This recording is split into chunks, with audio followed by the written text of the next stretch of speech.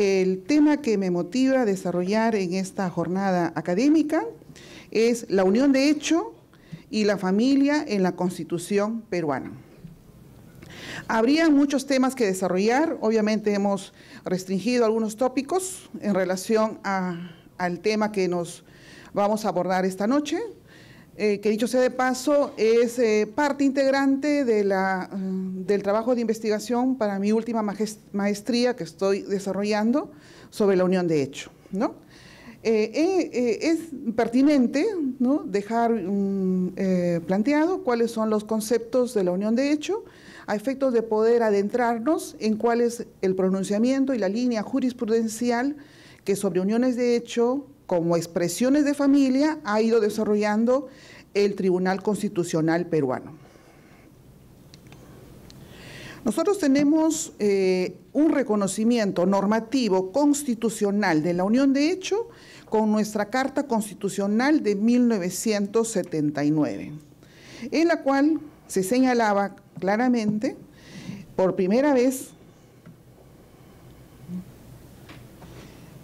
que la unión estable de un varón y una mujer libres de impedimento matrimonial que forman un hogar de hecho por el tiempo y en las condiciones que señala la ley, da lugar a una sociedad de bienes que se sujeta al régimen de la sociedad de gananciales. Ante esta noción que se adopta por primera vez en esta Carta Constitucional en 79, ya comentan Bernales y Rubio Correa que la legislación vigente hasta esta Constitución, el matrimonio civil y la familia tendían a identificarse. La familia, de hecho, no era reconocida expresamente por el derecho peruano y la conformada mediante el matrimonio canónico tampoco lo fue a partir de 1936. En el Perú, nos dijeron ellos, la institución del matrimonio civil es relativamente nueva, impracticable en muchos lugares del territorio nacional por la frágil presencia del aparato administrativo del Estado y porque además, desde el punto de vista cultural, amplios sectores de la población no han internalizado la obligatoriedad de formalizar el vínculo conyugal ante la sociedad. A ello debe sumarse la existencia de costumbres andinas ancestrales que constituyen familia mediante ritos y ceremonias matrimoniales distintas a las dispuestas por el Código Civil. Hasta el año 79, la convivencia que daba pie a la formación de una familia no era considerada como expresión de una familia, ¿no?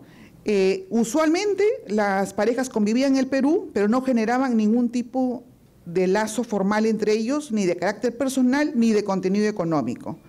La convivencia entre un varón y una mujer, aun cuando fuera muy semejante al matrimonio, no recibía ningún tipo de previsión normativa en nuestra legislación nacional. ¿Y qué sucedía? Generalmente las uniones concubinarias o uniones de hecho terminaban abruptamente por decisión unilateral de uno de los miembros de la pareja, generalmente el varón, o por la muerte de uno de los miembros, que, dicho sea de paso, de la diversa jurisprudencia que hemos revisado nosotros, generalmente es la mujer conviviente la que se ve ante la responsabilidad de los hijos y ante las obligaciones económicas de mantener a los hijos ante el fallecimiento de su pareja conviviente. Entonces, antes del 79 hubo un problema social muy gravitante. ¿Qué pasaba con esas uniones de hecho que terminaban porque uno de ellos había abandonado este hogar de hecho o porque se producía la muerte del conviviente varón? ¿Qué pasaba con los bienes? No había lazo familiar, no tenía ningún rango de protección, ni personal ni patrimonial, la conviviente, digamos, sobreviviente o afectada con esta situación de ruptura intempestiva, que no tenía ningún tipo de derecho patrimonial sobre aquel acervo que hubiera constituido durante esos años de convivencia. Y esto fue una preocupación del constituyente del año 79. Por eso, en los anales de la Carta Constitucional, se describe inclusive que en ese entonces hubieron atisbos de buscar una solución jurisprudencial mediante las acciones de enriquecimiento indebido, ¿no?, para efectos de cautelar el patrimonio que hubiera generado la concubina. Pero generalmente esos procesos judiciales no eran favorables a ella, porque no habían los medios probatorios correspondientes. Más aún porque, como recordaremos nosotros, el Código de 1936, en cuanto al matrimonio se refiere, establecía que era el marido el que adquiría los bienes, ¿no?, básicamente, y administraba el patrimonio ganancial y social. Ello significaba una grave afección, no solamente emocional por la pérdida del concubino, sino una afección patrimonial. Entonces, se da esta regulación inicial de la Constitución del año 79. Luego, ustedes saben que históricamente se emite el Código Civil de 1984, que es el que establece el tiempo y las condiciones que prescribía la Constitución del año 79. Tenemos nosotros el artículo 326, que es el único artículo que regula la unión de hecho, que establece en el primer párrafo la definición de la unión de hecho que tiene tutela legal, patrimonial en ese entonces, y que luego con la ley 3007 se establece ya la protección sucesoria. ¿Qué nos dice el 326? Que estableció el tiempo y las condiciones. La unión de hecho, voluntariamente realizada y mantenida por un varón y una mujer, libres de impedimento matrimonial, para alcanzar finalidades y cumplir deberes semejantes a los del matrimonio, origina una sociedad de bienes, que se sujeta al régimen de sociedades gananciales en cuanto le fuere aplicable, siempre que dicha unión haya durado por lo menos 2 años continuos. Entonces, la normativa civil recién desarrolla los elementos que la Carta Constitucional dejó planteados. Ahora, años después, con la Constitución del año 93, se vuelve a tocar el tema de la unión de hecho, se discute la pertinencia o no, existen corrientes, algunos a favor de regular la unión de hecho, otros de no regularla, porque también ven como un peligro a la institución matrimonial, pero luego del debate se adopta el artículo 5 de la actual Constitución con el siguiente tenor: la unión estable de un varón y una mujer libres de impedimento matrimonial que forman un hogar de hecho da lugar a una comunidad de bienes sujeta al régimen de las sociedades gananciales en cuanto sea aplicable. Se hizo una variación nominativa en cuanto a cómo se debía denominar ese acervo patrimonial como comunidad de bienes, para distinguirlo de lo que eran las sociedades gananciales como régimen patrimonial conyugal.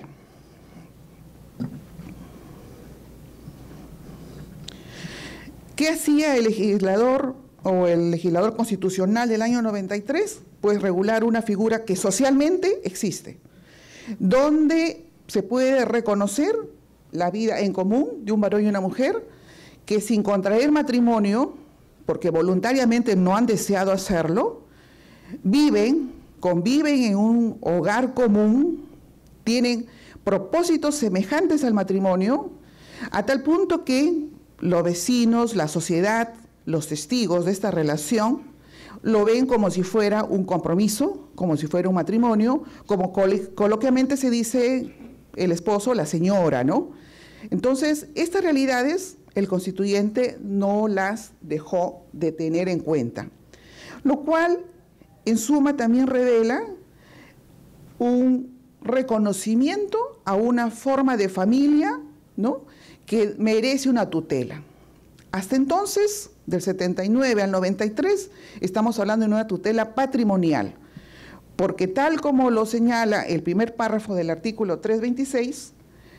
la protección patrimonial al conviviente que ve interrumpida esta relación convivencial o al conviviente que ve que uno de su pareja ha fallecido, es el derecho sobre esos bienes obtenidos durante esa relación de convivencia. Esto es importante desarrollarlo porque el patrimonio de la unión de hecho, denominado en la Constitución actual como comunidad de bienes, significa que tanto el varón como la mujer empiezan a tener bienes propios y bienes comunes, aplicando analógicamente las reglas establecidas en el artículo 301 y siguientes del Código Civil. De manera que si la unión termina, la comunidad de bienes será disuelta, como ocurre en un divorcio, con separación de los bienes que son propios de cada uno y la repartición de los comunes y sometimiento a todas reglas y demás dispositivos que regulan estos aspectos en las normas de la materia. En suma, la unión de hecho, en cuanto al patrimonio, significa un régimen de gananciales en lo que fuera pertinente, ¿no? Y esto se define como el conjunto de bienes cuyo dominio corresponde a la pareja por igual.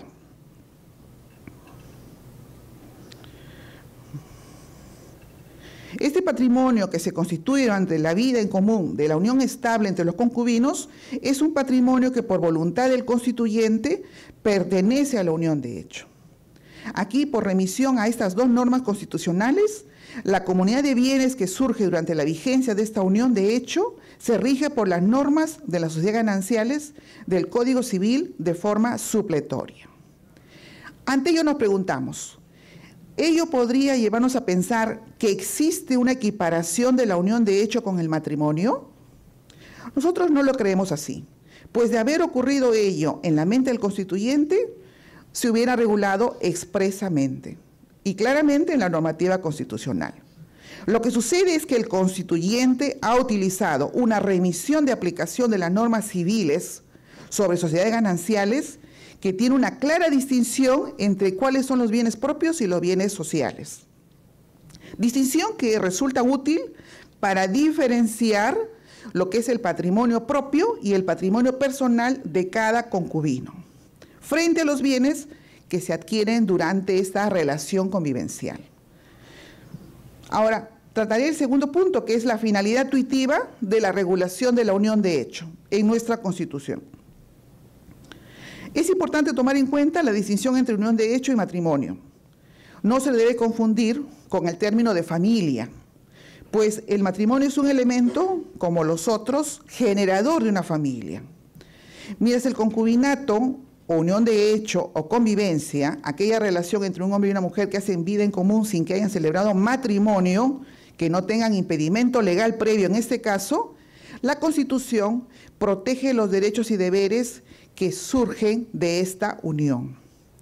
Si las personas deciden separarse, el procedimiento que correspondería sería la división de los bienes. La patria potestad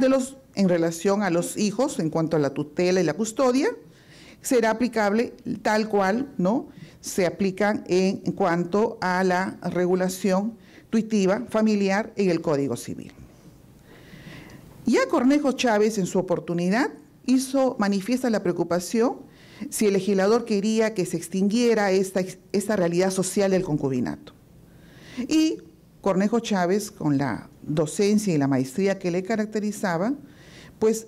señaló que era difícil que con las normas se pudiera extinguir una relación social, ¿no? El pensamiento del jurista Cornejo Chávez nos reafirma que no puede equipararse el matrimonio y la unión de hecho, porque ambas son formas de constituir una familia en nuestro país. La familia es una institución en constante evolución y ello hace que surjan nuevas modalidades de aquello que podemos denominar familia respecto a una agrupación de personas. El principio de pluralidad familiar se desarrolla en el principio de igualdad de las entidades y el principio de libertad de elección, y también podrá ser designado como una forma de materialización del principio de la dignidad humana. Inclusive, ¿no?, en el derecho constitucional actual comparado, se habla del derecho a ser soltero, a no casarse, el ejercicio libre de la personalidad y de la opción patrimonial o soltería que la persona humana puede ejercer y realizar en su vida. Respecto al principio de promoción del matrimonio, ¿no?, tenemos que el Estado otorga aún al matrimonio una serie de ventajas que lo diferencian de las demás uniones. Así, Barsi y Canales, por ejemplo, señalan la consagración directa de la filiación de los hijos, el establecimiento de las sociedades gananciales, el derecho a heredar del cónyuge, el derecho de alimentos, el derecho de la mujer de llevar el apellido del marido, y frente a la unión estable, que no ofrece mayores ventajas, el matrimonio, dicen estos autores, resulta siendo atractivo para quienes desean gozar de estas características. Nótese que incluso cuando la ley 30.007, dictada el año 2013, que establece el hecho sucesorio de los concubinos, ¿no?, establece que se considera el derecho a heredar al concubino, de igual modo no deja de tener vigencia las palabras citadas de Barsi y Canales, pues igual subsisten el resto de ventajas que las parejas, si desean optar por el matrimonio, van a desarrollar, ¿no? Sobre la familia, tenemos también el artículo 2 del Decreto Legislativo 346, que es la Ley de Política Nacional de Población, que señala que es necesario procurar el fortalecimiento de la familia como unidad básica de la sociedad, promoviendo y apoyando su estabilidad y constitución formal. Así, como vemos, este proceso de constitucionalización de la unión de hecho, o de la familia de hecho, como la denomina el jurista César Landa, su regulación constitucional se hizo con un fin tuitivo: proteger patrimonialmente a la mujer abandonada, que generalmente ocurría en esos casos, por su concubino, o cuando producida la ruptura de la convivencia, ella se quedaba con los hijos, desamparada, sin apoyo económico alguno. Se buscó cautelar sus derechos económicos y evitar el perjuicio, el impacto económico que le afectaba al integrante de la unión concubinaria, luego de un fenecimiento intempestivo y unilateral que quebraba la convivencia y vida en común por un plazo mayor de 2 años, consolidado con fines semejantes al matrimonio. Tal como señala Espinosa Saldaña, la constitucionalización, transformación, es el proceso de comprensión de las diferentes disciplinas jurídicas, así como la de algunas de las instituciones más importantes, conforme a parámetros constitucionales, la cual ha sido una preocupación recurrente del Tribunal Constitucional peruano, aunque en muchos casos esta preocupación por establecer estos parámetros no siempre se ha ceñido al ámbito de lo que en rigor es el ámbito de acción de esta judicatura constitucional, señala Espinosa Saldaña, asumiendo competencias que en puridad son propias del legislador o de la judicatura ordinaria, ¿no? En este caso, él cita el caso de las familias ensambladas, familias reconstituidas, las familiastras, ¿no?, que fueron materia de la sentencia 9332-2006 PATC, conocido como caso Centro Naval o caso Scholz Pérez, en el cual no solamente se desarrolla cuál es el modelo constitucional de familia vigente en el Perú, sino también se procede al reconocimiento constitucional de las familias ensambladas, ¿no? De tal modo que esta es una muestra representativa de del papel que le ha tocado cumplir al Tribunal Constitucional en cuanto a la interpretación, ¿no?, de las normas vinculadas a familia, matrimonio y unión de hecho. En cuanto a unión de hecho se refiere, siguiendo la denominación adoptada por el artículo 326 del Código Civil, la doctrina distingue entre concubinato en sentido estricto y el concubinato en sentido lato. El concubinato en sentido estricto es el que nuestra legislación ha establecido en el primer párrafo del artículo 326, que establece los elementos configurantes de la unión de hecho para efectos de tener esta regulación patrimonial de los bienes, derechos y acciones que se desarrollan durante esta convivencia. Y se conoce como concubinato en sentido lato aquella unión concubinaria que no está protegida patrimonialmente por la norma establecida en el primer párrafo del artículo 326. Como ya sabemos nosotros por argumentación jurídica, hay una diferencia entre disposición normativa y norma, ¿no es así? El artículo 326 es ampuloso, ¿no? Es un artículo, pero de su texto podemos deducir varias normas. De ellas destaca la norma que define la unión de hecho en sentido estricto en el primer párrafo, como aquella unión voluntariamente realizada por un varón y una mujer, libres de impedimento matrimonial para alcanzar finalidades y cumplir deberes semejantes a los del matrimonio, que origina una sociedad de bienes que se sujeta al régimen de sociedades gananciales en cuanto le fuera aplicable, siempre que dicha unión haya durado por lo menos 2 años continuos. Y la unión en sentido lato se refiere a la que está prevista en el 4º párrafo de este artículo, ¿no? Cuando señala la norma, tratándose de la unión de hecho que no reúna las condiciones señaladas en este artículo, el interesado tiene expedita en su caso la acción de enriquecimiento indebido.